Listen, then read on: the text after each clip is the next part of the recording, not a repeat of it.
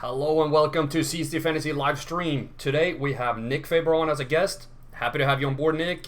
If you would give me a quick rundown on who you are and where people can find you before we dig into today's topic, which is the NFL Draft. Ooh, can't wait. Yeah, Nick Faber. Find me on Twitter at Nick Faber NFL. Doing all fantasy, all draft related topics, anything football related. I'm your guy. He really but I'm is excited your guy. Nick is one of the first people that I started to work with when I entered the fantasy industry, so to speak, on Twitter. He had a really cool show going. Do you still do your show on YouTube? No, it kind of fizzled off. I've just been around, kind of joining other podcasts, putting tweets out there. I did a podcast for the AAF. That was running really hot until rest in peace AAF kind of unfolded there before our eyes. But other than that, no, just tweeting around and, like I said, joining other podcasts and having a lot of fun. Okay, now that's the AFF kind of did die down, so I understand you there. I never got into it. I was a little unsure. I live in Atlanta, as people might know, and there was a lot of job opportunities for the legends here. I'm like, should I even apply? What if it dies out? And what you know, it did. It did. It was fun league though. It really was. Like it was, your mediocre competition, but it was a lot of fun. There was a lot of good players. A lot of them got signed to the NFL, so you knew there was talent there. It may not have been a plethora of them, but there was a definite few that were far and that were light years above everyone else. It was a really good league. I wish it would at least last the year. I was following it heavily, so I definitely wanted to see who was going to win the championship. Probably Orlando, but the Atlanta Legends, they didn't do so hot. We didn't even get to see how it finished out. No, that was the boring part. I really feel they should have finished out that league just to see where it all went. But I guess it was differing opinions on what the league was actually supposed to be, and it's never easy. We've seen it before being done and failing. So it would have been cool to see it succeeding for once. But I agree. But today we're talking about the draft. I wanted to talk about a player you might have heard. I don't know. You might not have heard of him. He's called Kyler Murray. Kyler Murray. Like baseball player, right? Yes, exactly. Really good at runs. What is it? RBI? No. Yeah. This is a football podcast. But Kyler Murray, what are your thoughts on his fantasy impact on the 2019 season? Yeah, I mean, it's huge, right? Like he's the guy. He's the guy, and he's got the playmaking skills. He's got that electricity that you want out of a quarterback. Let's tame it down and remember that he is a rookie quarterback with a rookie head coach that is trying to implement a scheme that worked in college football but didn't produce a lot of victories. But I mean, he's not really going to be worrying about his defense. Regardless, let's remember that it's not just a perfect match made in heaven from day one. Like there's gonna be a lot of work. There's gonna be a lot of adversity. I think fantasy-wise, speaking strictly fantasy, Kyler Murray is gonna be hot and cold. So make sure you start him on his good days. But I don't think he's gonna be like an impactful top 10 quarterback. I don't. It's hard. It's hard for me to say that he's going to be like better than Jameis Winston with Bruce Arians, and it's pretty tough for me to put Jameis Winston inside my top 10 quarterbacks. So it's hard for me to put Kyler Murray kind of above top 15 right now. No, I could not agree with you more, and I like that you brought up Jameis Winston. He's a guy that I like very much for this year. I've done an analysis that you can find on my YouTube channel with a scheme fit with him and Bruce Arians, and that's a combination that I love. I think Winston is going to be a lot better than he's been in the past. So I think putting him above Kyler Murray feels right. And Murray as a whole, could not agree more with having good weeks, but then struggling as well. Like most rookie quarterbacks, sure, Mahomes wasn't a rookie, and he's basically the only one who's never struggled. So yeah, I have a hard time seeing that year off. I think helped Mahomes a lot. Like he wasn't a rookie. He had a year of game review, film review with NFL coaches and with Alex Smith, who is a quarterback guru himself. Like That really helped him. But you're right. Yeah, and the players on the Cardinals, the only one I can really see helping Murray like get into the NFL is Larry Fitzgerald on that offense. Sure, you have David Johnson, who's a very talented player, but I think he might benefit the most from having Murray with David Johnson and Christian Kirk. I think those are going to be the biggest benefactors of having Kyler Murray, because teams are going to be focused more on him than on David Johnson, at least to begin with. So I think David Johnson is going to have a strong outing in their first maybe 4 weeks before people probably figure Murray out or destroy him physically. Yeah, and like, so two things real quick. One thing you said, Larry Fitzgerald would be the guy that, most likely would help Kyler Murray get into the NFL idea. Something else that Larry Fitzgerald is going to have to do is help mentor these 3 wide receivers the Cardinals drafted. Andy Isabella, who was it? Now I can't even remember who the guys were. Andy Isabella, Hakeem Butler, and someone else I can't remember, Keyshawn Johnson. Literally 3 stud wide receivers get added to the Cardinals during the draft along with Kyler Murray. That's one big thing. Like, Kyler Murray could be in the top 10. This was the second thing. To get him in the top 10, some people that really need to help him out. Obviously, you're right, David Johnson, who I love what you said, could have a strong start, maybe even a big trade high guy, like buy or sell high guy.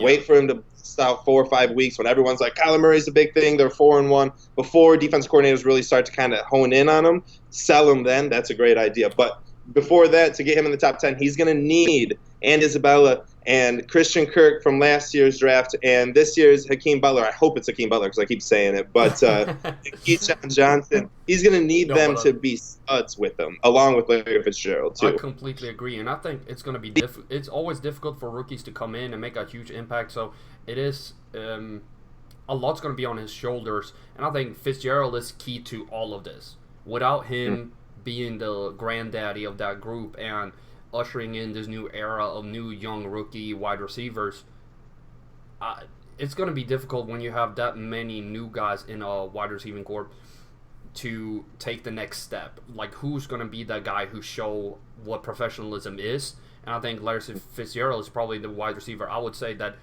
is the one who projects professionalism the most. I have a hard time picking somebody else. I wholeheartedly agree. The only other name that I completely think of biasly is Calvin Johnson. But yeah, I mean, like 100%. That's why Larry Fitzgerald is on my favorite NFL players of all time list. He's a professional. He's a class act. He's an amazing athlete. Agreed. He needs to step up. So does David Johnson though as well. He's now a veteran, new coach, new quarterback. 4 darn near wide receivers that are brand new, new tight end. Like, David Johnson, Larry Fitzgerald, man, step up time. Definitely. The next guy I would like. So I'm new to doing like transitions. I usually do them pretty quickly, as you might notice. But the next guy I would like to talk about a little quick is the Jonah Williams pick for the Bengals and his impact on Joe Mixon. Do you have any thoughts on that?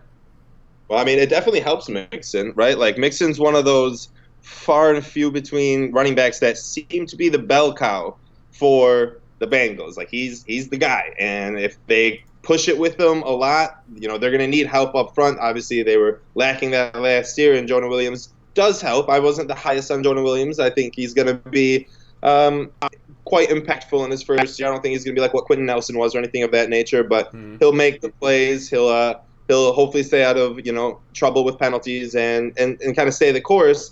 On the flip side, though, that does help Joe Mixon. What doesn't help him is when they added Rodney Anderson and the other running back, Travion Williams, in the draft. They had 2 running backs in the draft with Gio Bernard and Joe Mixon. Like, maybe that's trying to tell you something. Maybe Joe Mixon might be on his way out long term, and the new coach is getting his new boys in there. So that's something to think about. That might not help Mixon. Oh, I actually did not think about that. I saw it more as a Giovanni Bernard bye-bye statement. And well, definitely. I mean, that.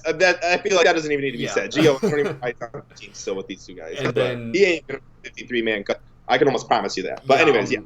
Completely agree. And then my second thought on Joe Mixon is with Jonah Williams coming in, to me, he has he has nice technique and very strong fundamentals.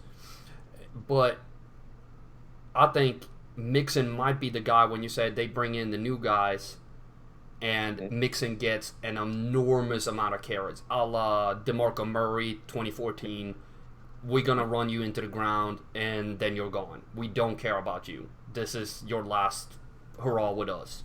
And the Bengals are, I call them the forgotten team of the AFC North a few weeks ago, because nobody cares about them. Nobody. And AJ Green is falling.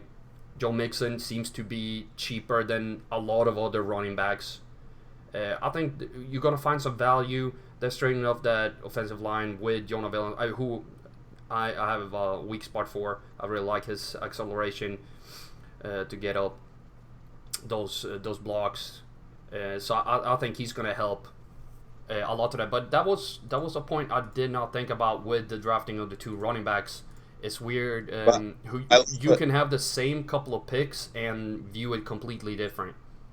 It's awesome. That's why we love football. And something that you brought up too is, what if that is what they do here? They just run Mixon to the ground, right? They just run him because they got the two backs that are going to be the future coming up behind him. He's not going to be resigned, so they just run him to the ground. Now, I mean, this is all just hypothetical, but what if that's the case? If that is the case, I want him in every fantasy league for redraft. Like, I want him in every league. Oh my god. That's what I'm thinking too. You just run him into the ground, give him freaking 350 carries, 400 touches, something, and then say bye-bye. Let the other guys feel the league for a year, and then they come in and take over. Right, exactly. And then something else you brought up too, everyone's like forgetting about the Bengals here, but like, correct me if I'm wrong, 2-3 years ago they were 8-0 before injuries started to occur. Last year I'm pretty sure they were even 4-1 or 5-2 before injuries started to occur. Like, they start hot. Dalton and AJ Green with Joe Mixon is a lethal team. Definitely. When they're healthy. They just deal with a lot of injuries. They're very injury prone, so it's pretty hard to project them to go all 16 weeks, but I'm just saying, like, yeah, I'm buying in on the Bengals this year. They're the forgotten team, and I'm great. I'll stand on the island, just you and me. That's great. Definitely, because that's when you find the value. I'm a big fan of Matt Ryan, living here in Atlanta, but I've been a fantasy guy with Ryan for a couple of years now. I've always done every other year with him, because 1 year people sleep on him, and then you pay nothing, he'll perform. Then he'll have a down year when people overpay. And that's sort of what I see with the Bengals. People are sleeping. They're going to be cheaper. And then people are going to overpay for Browns players, for instance. Yes. Oh, my God. Let the oh, you said it. You hit the nail on the head.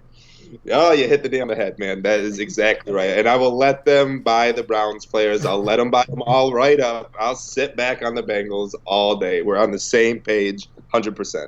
Value over anything. And speaking of value, waiting on a quarterback in the draft, and not in fantasy but regular, instead of maybe overpaying like one team did, Dwayne Haskins to the Washington Redskins. To me, I don't see him having a huge impact on fantasy. Coming into a team that has a really weak wide receiver group, do you see him having any impact on fantasy for the pass catchers in Washington or any himself? So definitely not to start. I don't see him beating Case Keenum out of the gate for the starting job. I just don't see it. I do like Dwayne Haskins. I like the pick in Washington, and I like the future there. I'm not in love with it, but I like it. But for fantasy purposes, Haskins is going to be that player that comes week 15, week 14 due to injury, is going to start. I don't know their schedule, but he's going to put up 3 or 4 touchdowns and 250 yards in these weeks. He's going to win the starting role for the rest of his contract with Washington, and he's going to be an elite playoff fantasy relevant quarterback, especially since I like that they added, I believe, 2 wide receivers in the draft, and I know one is Kelvin Harmon, and I cannot put my finger on who the other one is. Terry. It's Terry McLaurin. Terry McLaurin, who really showed up at the Senior Bowl. I was down there in Alabama, and I loved watching McLaurin play. And his practice, man, you could just tell his route running was so crisp, and it was great. And so Washington gets him, and then they get Kelvin Harmon, who should have been a first rounder, maybe an early second rounder, and he falls to the fifth or sixth round. So like all the way right. So these receivers aren't going to be that impactful to start the season as well. It takes a little bit of time to be a wide receiver. I mean, a few of them can step right on the field and be great. That's fine. But most of them need a half a year to a full year before they can really start to make an impact. So right about the time that Haskins comes in, you're going to want to be adding. This is a future ad. Make sure you just set a tweet reminder. So come week 13, you're going to want to be adding Dwayne Haskins along with McLaurin or Kelvin Harmon. And those two guys are going to ride you as they kind of make a late season, not surge for the playoffs because Washington won't be in the playoffs, but they'll make a late season kind of push to show their worth as rookies, and they'll be good on your fantasy team. So Haskins, no, not relevant to start the year, but set that tweet reminder. I couldn't agree more because I really don't want anything regarding the Washington Redskins in fantasy. Again, like I said with Larry Fitzgerald, at least the Cardinals receivers have somebody to look up to. Who are you going to look up to in Washington? Paul Richardson, who I actually like, or Josh Doxson. Those guys aren't going to show you what it means to be a wide receiver in the NFL. And then you have a rookie quarterback who has to focus on himself more than focusing on helping somebody get into the league. You don't have a Joe Flacco. I mean, for every bad thing Joe Flacco's done, and I mean, Brashard Perriman is not a good thing, but having a quarterback who's been in the league, Alex Smith, who can come in and they can actually help wide receivers with certain things, and they don't have to learn everything from scratch with a quarterback who has to focus on himself. Add a really injury-prone tight end, and to me, that's a recipe for disaster. I'm not touching any of them in fantasy until, like you said, maybe really late. I might start one of them in DFS, but I have a hard time seeing that they'll be on my roster anytime in fantasy unless it's an extremely deep league. Right. Yeah. I mean, I agree. The one Washington I would look at is outside. I wouldn't even I'm even a little afraid of Darius Juice where he's going, but the Washington defense. If you're still playing defenses out there, they could have a stellar defense this year. Just be on the radar with them. I'm okay with that though. I'm okay with that. I'll avoid their offense, but give me some of their defense maybe. Yeah, add some interceptions to that. And start the DST. But one of the reasons I brought up Joe Flacco into the conversation about quarterbacks is I want to talk about Noah Fant, if I'm pronouncing that correctly. Him and TJ Hawkinson, who went to Detroit, the team that I know that you're very familiar with. What is your view on the impact these rookie tight ends will have on fantasy? Will Hawkinson provide anything? We've seen Ebron come into a Detroit offense with Stafford, who doesn't really he couldn't make it with Ebron, and we've seen Ebron be very successful with Andrew Luck, and then Noah Fant coming into Joe Flacco into an offense, a team that has been successful with tight ends in the past. Joe Flacco who has been successful with tight ends in the past. Who do you see being more successful for fantasy of these two? So I don't think either of them are going to be too fantasy relevant throughout the year. I'm not buying in on either of them. I do like Noah Fant a lot. I think he'll be more fantasy relevant than Hawkinson. First, I'll talk a little bit about Fant and why I think that he'll be better. I think he's better at pass catching, right? I think he's a better receiver. So I think he's going to be a little bit more. There's going to be plays drawn up, a little bit more drawn up for him. Man, I can't even talk anymore. So they're going to be drawn up for him a little bit more. He's going to be getting a little more passes. He'll get a couple more targets, receptions, yards. I think Flacco definitely loves to target his tight ends, as we know, and he likes to target all of his tight ends. He doesn't just specify one single tight end. Sometimes he will, but most of the time he likes all three of his tight ends, four of his tight ends sometimes, and he'll get them all. He'll get them all involved. So I think Fant will definitely be involved. I think Hawkinson will definitely be involved. I mean, I know Hawkinson will definitely be involved, but Matt Stafford isn't prone to throwing to his tight end all the time. His whole career, a few years ago, he did lead the league. It was one of the top 10 in throwing to his tight ends. But last year, they didn't really have any. But 2016, he always finishes in the bottom 20 of the league. So I'm not buying in on Stafford now, just all of a sudden changing to a tight end throwing quarterback, he still has Marvin Jones. He still has Kenny Galladay. He loves to sling the ball down the field to those wide receivers or dump off to carry on Theo Riddick.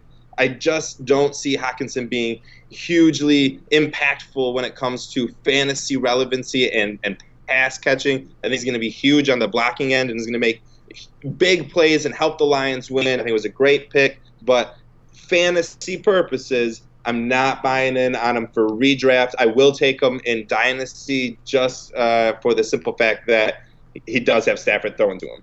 Yeah, I would say I would prefer Hawkinson in Dynasty, and I actually really like Fant going to Denver.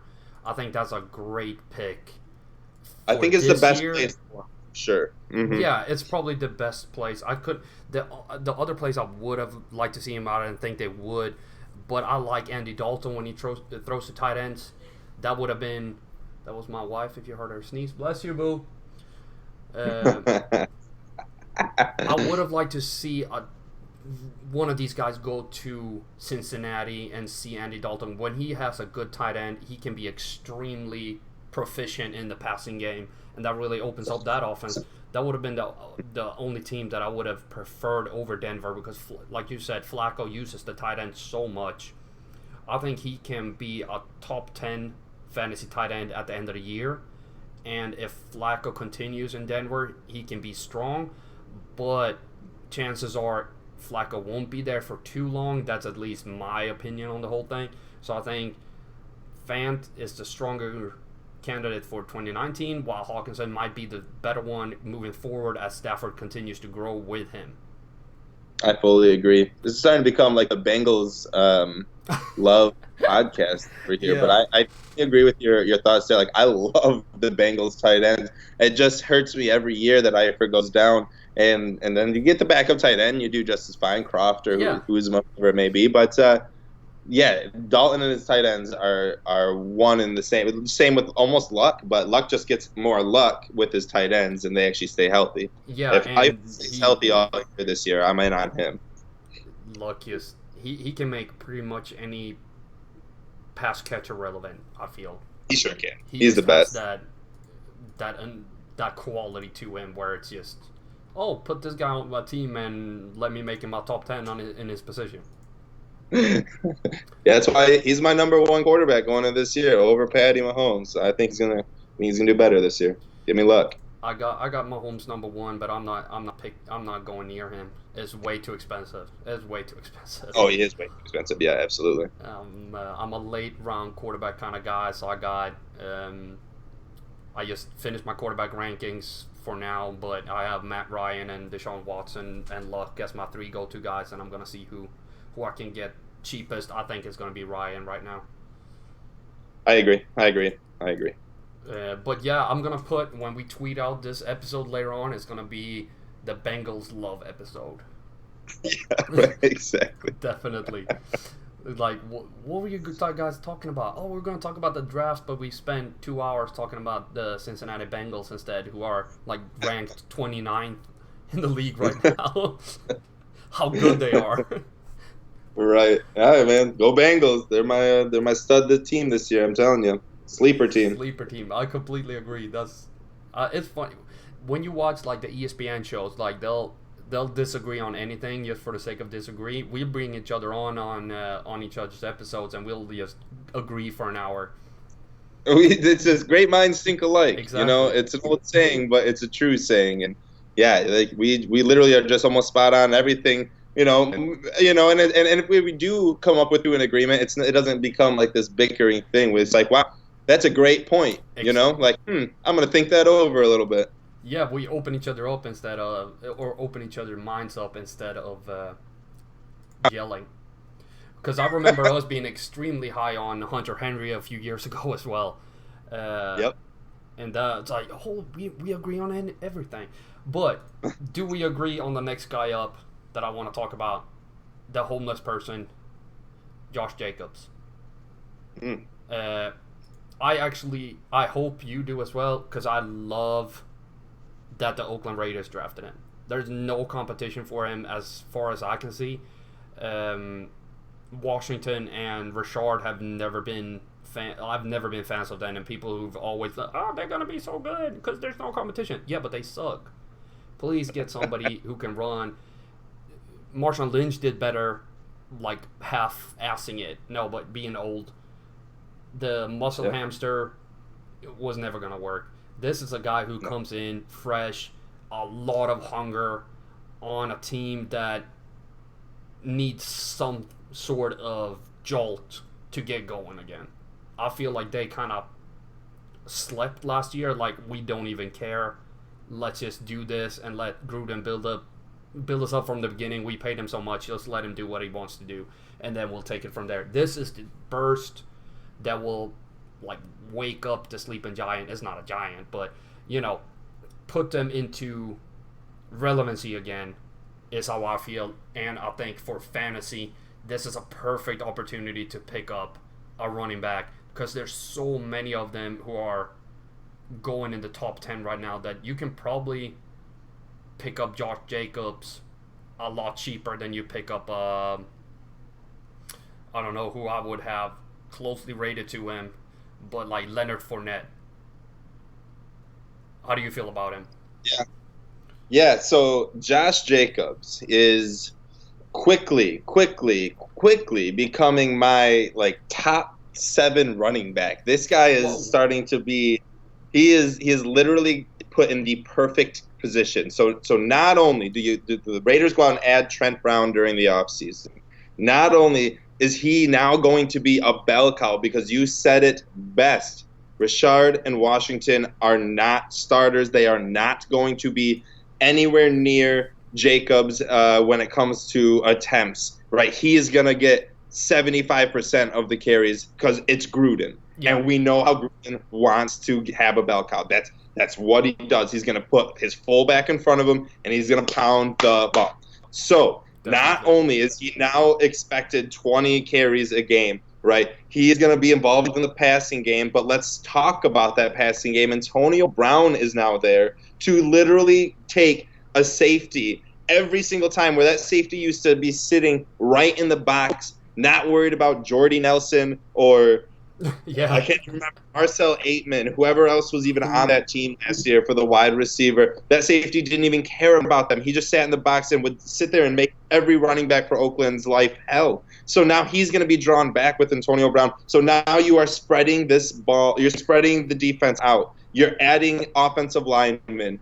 You're giving him all the carries and the trust, and you're saying, look, and John Gruden literally said verbatim, if you're there in the first round, we're going to take you. He did. He trusts him just as much as he trusted give me a running back that he used to have, because I'm drawing a blank. I want to say Warwick Dunn, but unfortunately I'm not sure if that's correct. But I think Warwick Dunn, regardless, he loves his running backs. He's going to give him the ball. I think Josh Jacobs is going to be right on par with Joe Mixon this year. Oh, I completely agree. I love that take, and he's a violent runner who fits the Raider mentality very well.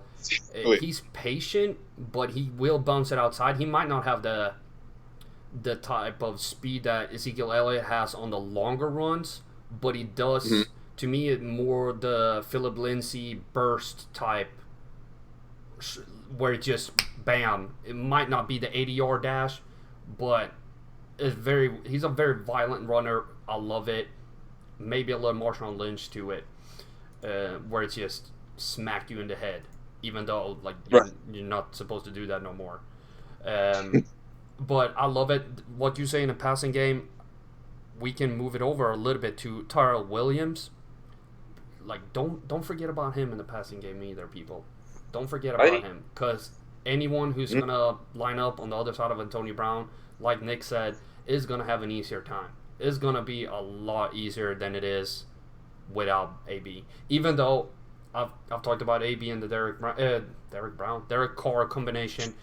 No, don't love it. Don't love it. It's going to help Carr, but it's going to lower Brown's number significantly in my book. Agreed. But for this running back, super hype. And you said top 7 right now?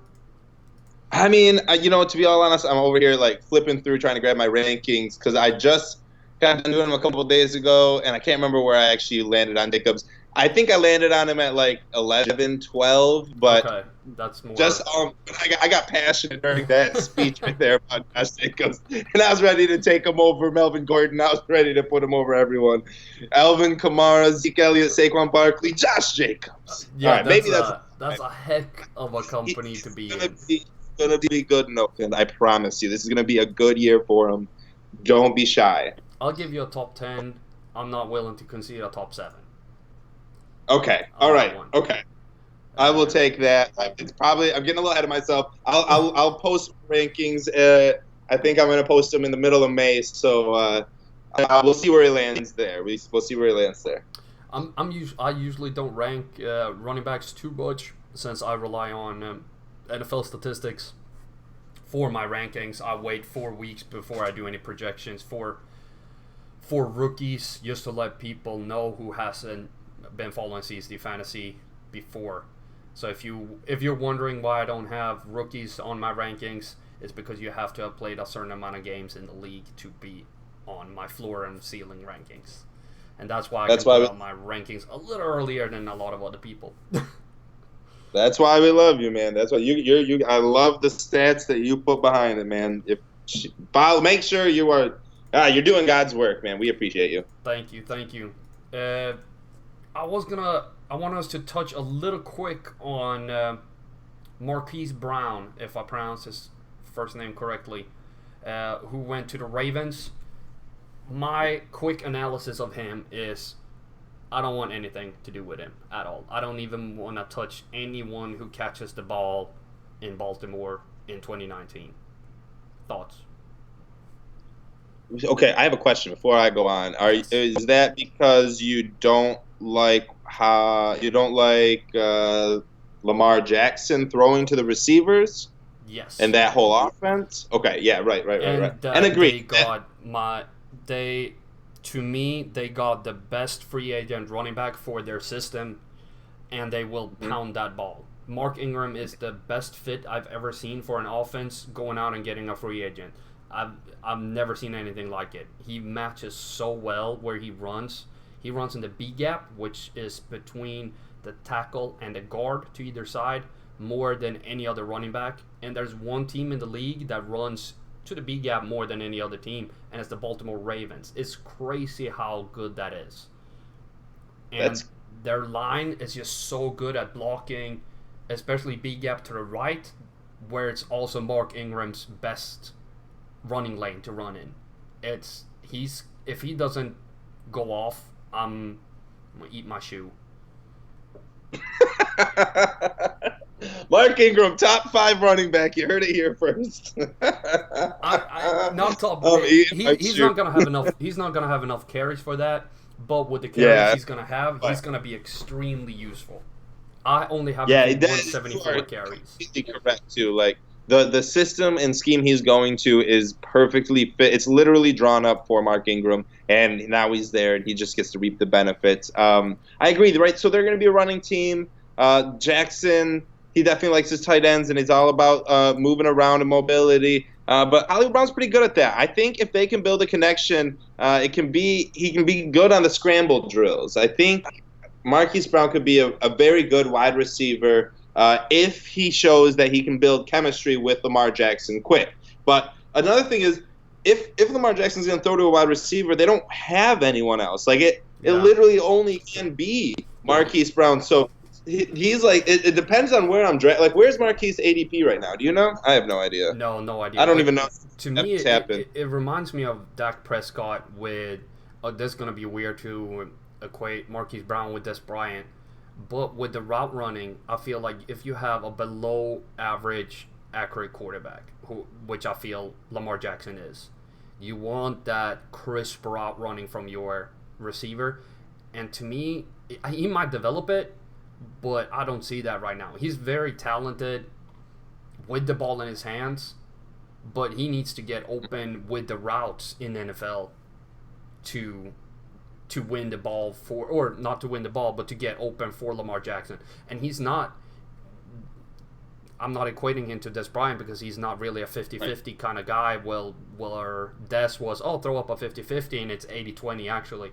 That's not what's going on here, but I have my concerns with him with that quarterback. I would have liked to seen him with an extremely accurate quarterback who throws a lot. But that offense combined with less than accurate quarterback and a rookie receiver who's not the best route runner is to me a recipe for Brashard Perriman 2.0. Okay, so so I agree, right? You definitely kind of drop some knowledge too. You definitely do want a crisp route runner with a quarterback like Lamar Jackson. But real quick, so 14th round, right? You're just kind of drafting players at this point. This is where Marquise Brown's ADP is right now, 14th round. Who are you taking out of these 4 receivers? Yeah. Okay, you get Marquise Brown.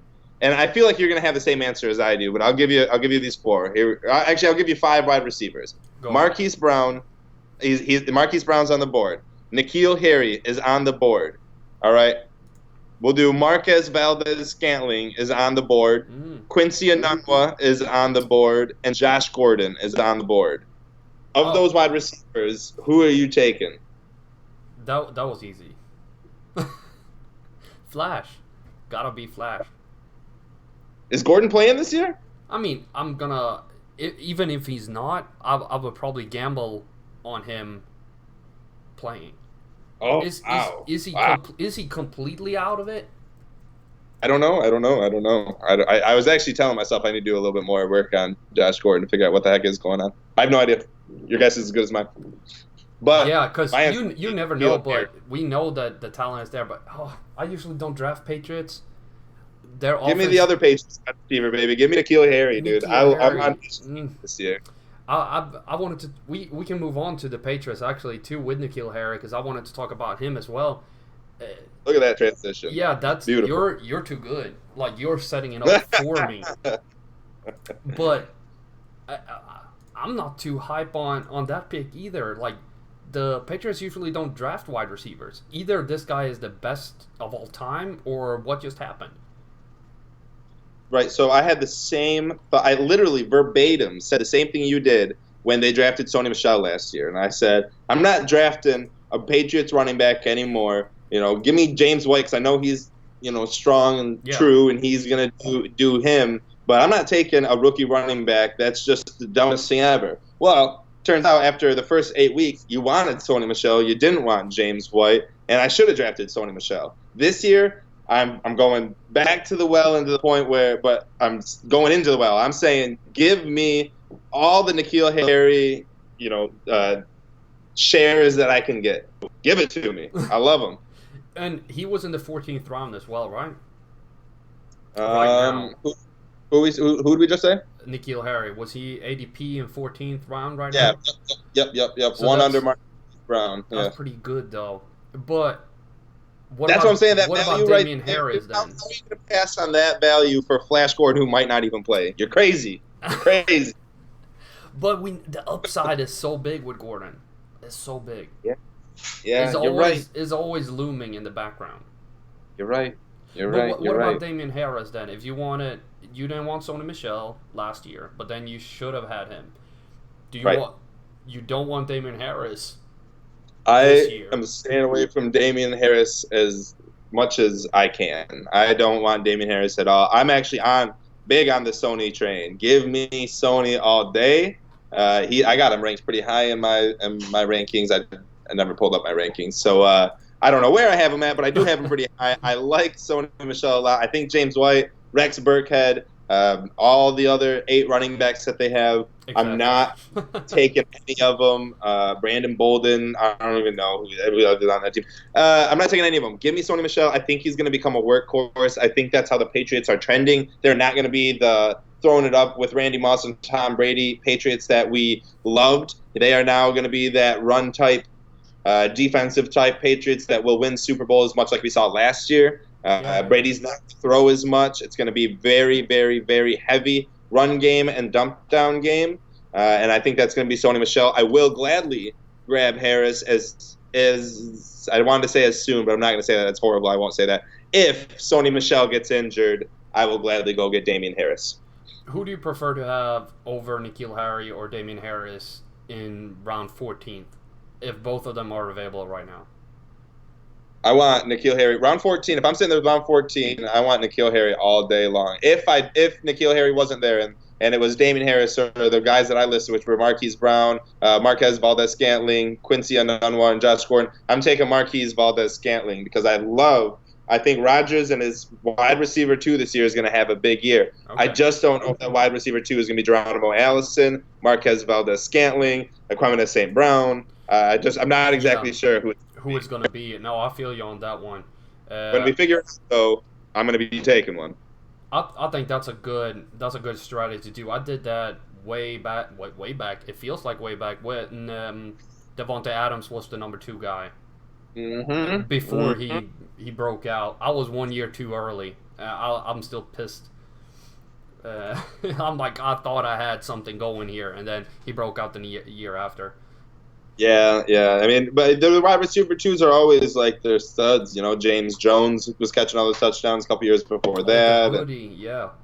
Yeah, exactly. Rodgers loves his wide receivers too. We didn't see it last year, but something was weird about the Packers last year. I'm not really buying into just what happened last year. Something was different, obviously, with their coaching. Aaron Rodgers, I'm not trying to, give in or say there was any conspiracy or between the two. Something was different about the Packers, so I'm not scared about going back to the well with them. No, I feel you. Stuff happens in sports, definitely. And we've done 40-something minutes now, so we're gonna do some quick fire on Tony Pollard for the Cowboys, running back. To me, he's a sneaky good flex pick in the running game. I think it will help Zeke stay fresh. Do you have him helping Zeke, or will he take snaps from him? I think Tony Pollard is going to be a name that will not be brought up again until about 3 years from now or 4 years from now when he is the free agent.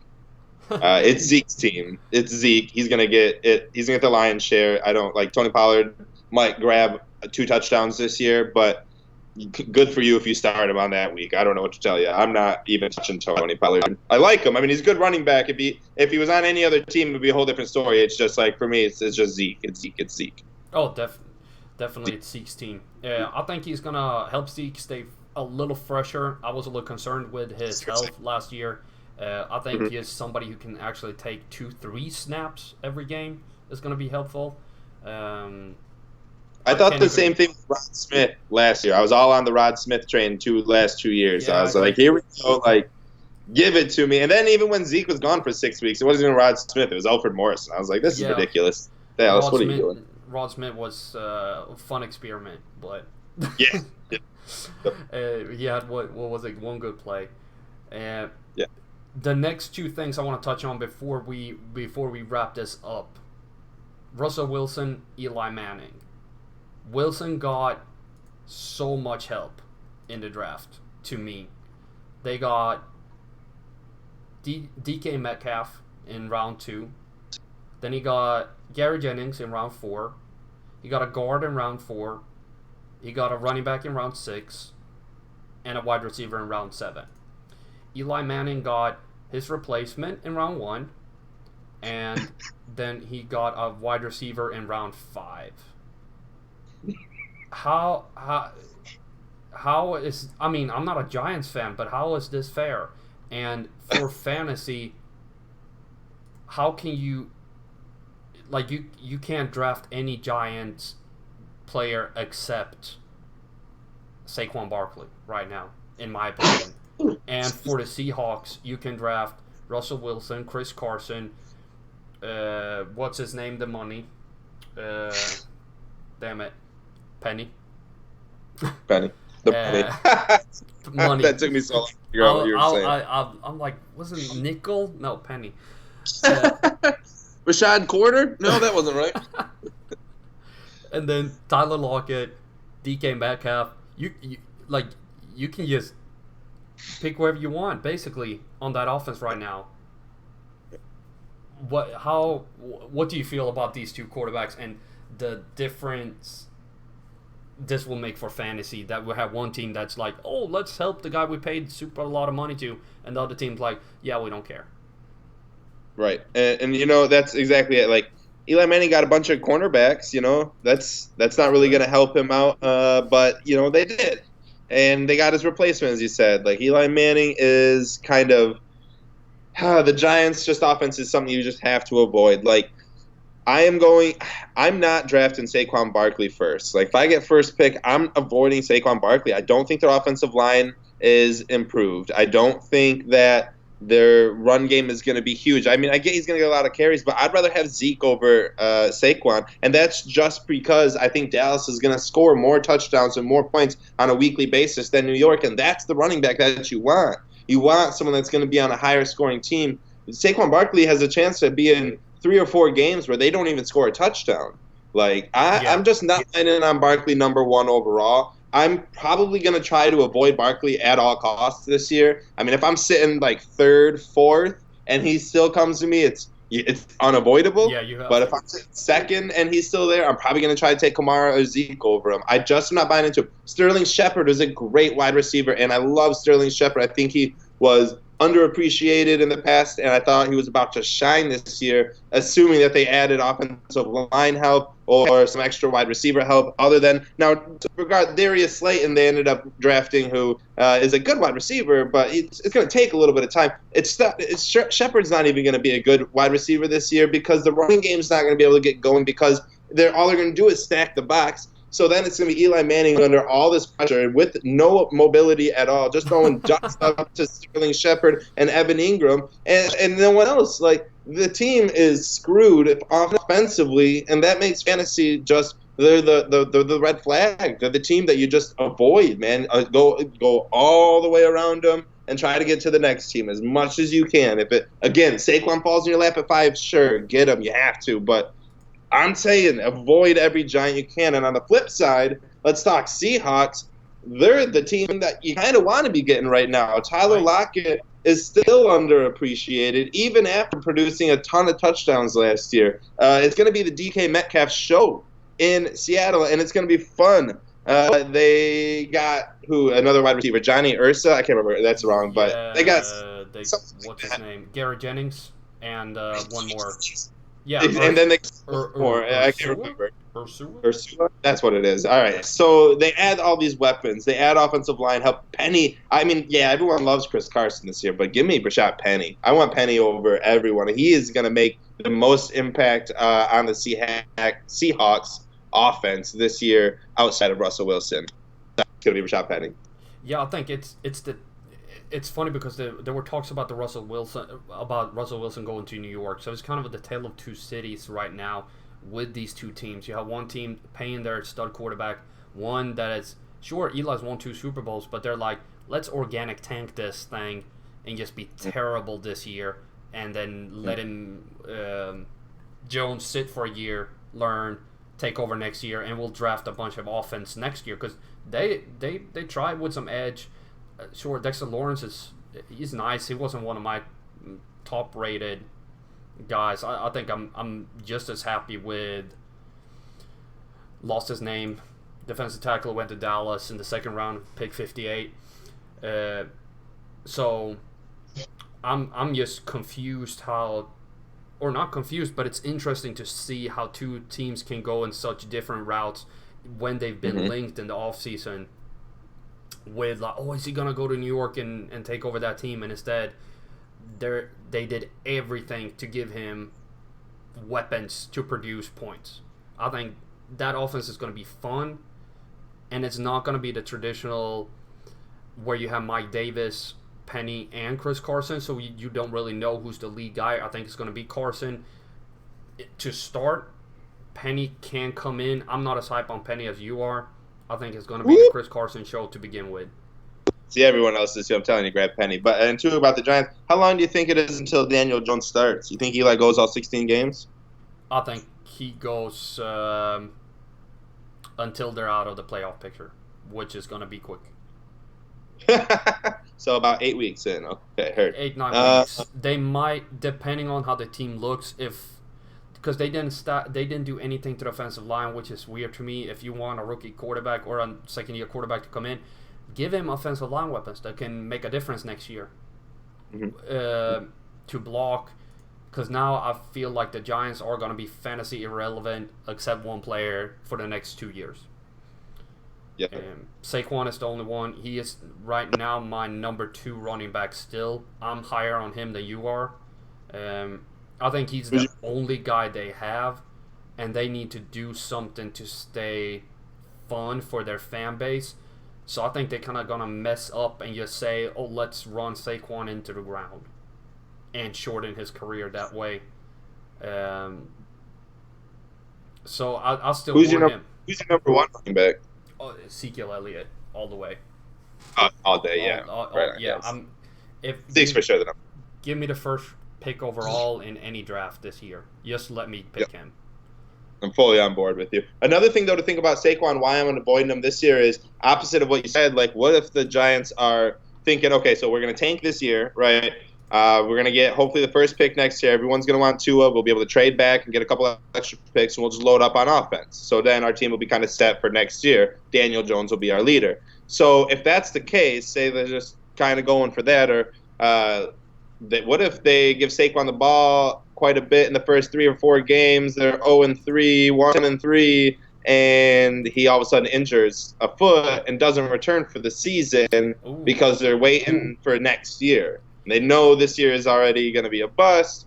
They gave him enough kind of credibility. I don't know. And, Saquon wouldn't want – I'm not trying to say that Saquon would ever do that, or I'm just saying that's something to think about. What if, or even if he doesn't get injured, they just give him less and less touches to preserve him for next year and for their actual playoff push if this year they are trying to tank. Is that something to think about? I think you make a valid point, but it's also a fan base that you have to appease, and they're paying money to see Saquon. Sure. That's the only guy they're paying money to see right now.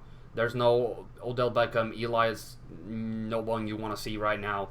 Evan Ingram, fine, but they're definitely not buying tickets to see Evan Ingram. That's for damn sure. It's you're not buying Cowboys tickets to go and watch Jason Witten. Yeah, so I love him, but you're not paying money to go and see him right now. You're paying to see Zeke and Leighton Van Der Esch blow up people. Right. Yeah. Right. Exactly. Yeah. 100% true. The Giants, the only guy they need to put on their season tickets is Saquon. Yeah. Like, what are you gonna do? Put Sterling Shepard? Maybe not the worst thing ever to happen for the Giants if Saquon Barkley gets injured week 1 and is out for the year with a broken finger or something. Yeah. I don't know. Yeah, I'm just saying. Maybe do something. An arm injury, definitely, not leg. Yeah, exactly. Arm, yes, exactly. A pinky injury that just kind of gets him out for the season. I'm just saying that's something to watch out for. That's just like a gut feeling, just something out of nowhere. I just kind of picked it out, but that's another reason why I'm personally avoiding Saquon. I just don't think it's gonna be the Giants' offense this year. Unless he falls to me at 4 or 5, I'm not taking Saquon. I don't care who I would almost rather take. I don't know, man. I can't take Saquon this year. You got Zeke. You got Zeke. Yeah. Kamara. Okay. Hold on. Hold on here. Let me. Yeah, this is our final exercise. All right. So Zeke Kamara. I would take Christian McCaffrey over Saquon. Then it gets to are you taking Gurley, Gordon, Bell over Saquon? I mean, I would almost take Gurley over Barkley. I would be kind of so. Then you're sitting 4th overall, and McCaffrey's gone, Kamara's gone, Elliott's gone. You're sitting there looking at Barkley, Gurley. I mean, I'd have to take Barkley. I couldn't take Gurley over him. So. No, but if I'm sitting at 3, and Elliott's gone and Kamara's gone, I'm looking at Christian McCaffrey or Saquon Barkley. I wouldn't have a problem taking Christian McCaffrey over Saquon, and I almost wouldn't have a problem taking DeAndre Hopkins, Devontae Adams maybe over Saquon. I can see them being in a tier together. Kamara, CMC, and Saquon. That's the tier 2 for me as well. Like, you want Zeke, then you have the tier 2, and then you have the tier 3 in Gurley, Gordon, Bell. I'm missing somebody. Gurley, Gurley, Gordon, Bell, David Johnson. Yeah, DJ. After DJ, I'd go down to like Connor, Mixon, which is right there is where I'm starting to talk about putting Josh Jacobs at. You're talking Connor, Mixon, Dalvin Cook, Nick Chubb. Nick Chubb's 12th, and Josh I Jacobs love will be Nick way Chubb. better than Nick Chubb in 12 because you know Kareem Hunt's going to come back and take his job. Dalvin Cook at 11, he showed me a lot of great things in his first 4 games of his NFL career and in 2 years ago with freaking Florida State. Like, he hasn't shown me anything in the NFL. Mixon, sure. Connor, sure. But Josh Jacobs, man, give me him over Damian Williams, Marlon Mack. Damian Williams would be starting after Oh a no couple no of no. weeks. It'll be a side train. I'm gonna wait and pick up Carlos Hyde instead. That's Yeah, that's what I'm saying, he's dude. my He's dude. like, man, his ADP right now is so low. I have him ranked so much higher than everyone else in the world. And it's like, you guys are ridiculous. What? Take Carlos Hyde. He is going to be the guy. Totally with you. He's the second guy after Mark Ingram in my scheme fit analysis. His fit with the Chiefs is miraculous. I love it. Like, we saw what he did with San Francisco. He literally led like the league in receptions or led running backs. He was top. He was great with San Francisco. He's going to fit in perfectly with Kansas City, whether it's running or receiving. I just bring up receiving too. Like, and he's going right now late eighth round, 38th running back overall. After guys like Peyton Barber, Oh Latavius yeah. Murray, Derrick Henry. LaShawn McCoy, Lamar Miller, James White, like all these guys are far like way beyond or behind Carlos Hyde, and he's getting drafted that late right now. Like, that's ridiculous. Yeah, it's insane. Oh, And then we could ramble about we fantasy can. rankings. It was Nick Chubb and the four. Yeah. He's going in the fourth right now. Philip Lindsay. He's my pet cat for next year. I'm gonna love drafting him.